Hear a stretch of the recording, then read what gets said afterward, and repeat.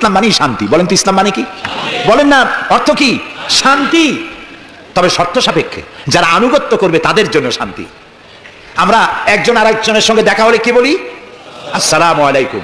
যারা প্রত্যেক দিন প্রতি মুহূর্তে একজন আরেকজনকে সালাম দেয়, সেই জাতি কোনোদিন সন্ত্রাসী হতে পারে? সালামু আলাইকুম, আপনি বললেন ওয়ালাইকুম আসসালাম। নবী করিম সাল্লাল্লাহু আলাইহি ওয়াসাল্লাম বলেছেন আফশুস সালাম ওয়া আতইমুত তুআম ওয়া সাল্লু আন-নাসু বিন-নিয়াম তাদখুলুল জান্নাতা বিস-সালাম।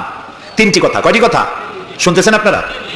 এক নম্বর হচ্ছে সালাম বিনিময় করো বেশি করে। রাসূলুল্লাহ বলছেন একটা গাছের এপাশে বসে দেখা হয়েছিল, সালাম দাও, গাছটা ঘুরে আসছে, লোকটা আবার সালাম দাও। আমাদের দেশে অভ্যাস নাই। সব বসেরা চায় আমার অধীনস্থ লোকেরা আমারে সালাম দিক। রাসূলুল্লাহ তার স্ত্রীকে সালাম দিতেন। এমনকি রাস্তা দিয়ে যাওয়ার সময় বাচ্চা পোলাপান খেলাধুলা করছে, তাদেরকে তিনি সালাম দিতেন। আমরা কি দেই? আমরা দেই না। হুজুররা মনে করেন মুরিদরা আমারে দেবে, মন্ত্রী মনে করে অন্যরা আমারে দেবে, এসপি মনে করে পুলিশ আমারে দেবে। কিন্তু সালাম যিনি আগে দেবেন তিনি অহংকার মুক্ত। সুবহানাল্লাহ। এবং এই সালাম অন্যরা বলে কি? সুপ্রভাত, গুড মর্নিং, গুড ইভিনিং, শুভ সন্ধ্যা, শুভরাত্রি। এটার ব্যাখ্যা কি? সকালবেলায় 280 মাইল স্পিডে ঝোড়ো হওয়া প্রবাহিত হচ্ছে, 30 ফিট উঁচু হয়ে জলোচ্ছ্বাস হচ্ছে, মানুষ মরতেছে, বাড়ির টিন উড়ে যাচ্ছে। সকালবেলা কেউ যদি যায় বলে গুড মর্নিং, থাপড়ায় দাঁত ফালাই দেবে না? বেটা এর সাইতে ব্যাড মর্নিং তো কখনো আসে নাই।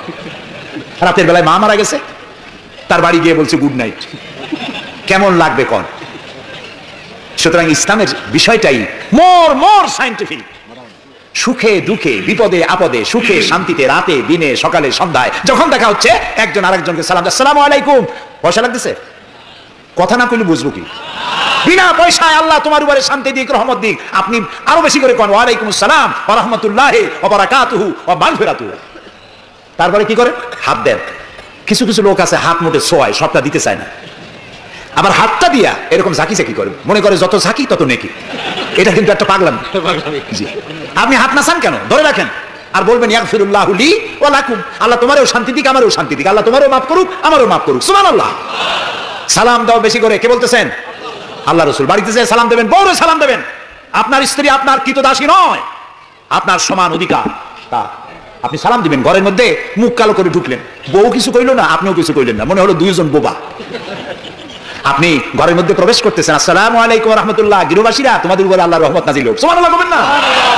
আজকেই এই আমল করবেন, বাড়ি যাইয়ে বউরে সালাম দেবেন। তবে যাদের কোনোদিন দেওয়ার অভ্যাস নাই তাদের একটা সমস্যা হইতে পারে। হঠাৎ করে সালাম দিলে বউ মনে করবে কপালে দুঃখ আছে, বুঝে আসছে, একটু বুঝাই বলে নেবেন। তবে আজকের থেকে সালাম শুরু হবে, ঠিক আছে না ভাই? আজকের থেকে শুরু হবে। বাচ্চাকে বাড়ি থেকে বিদায় করছেন, স্কুলে যাচ্ছে, মা বাবা শিখায় বাই বাই, টাটা, যাই যাই, খাই খাই। এটা কথা হলো? বাচ্চা বিদায় হচ্ছে, বাচ্চার মাথায় হাত দিয়ে বলেন ফি আমানিল্লাহ, তোমারে আমি আল্লাহর আমানতে ছেড়ে দিলাম। সুবহানাল্লাহ। কিসের বাই বাই টাই টাই?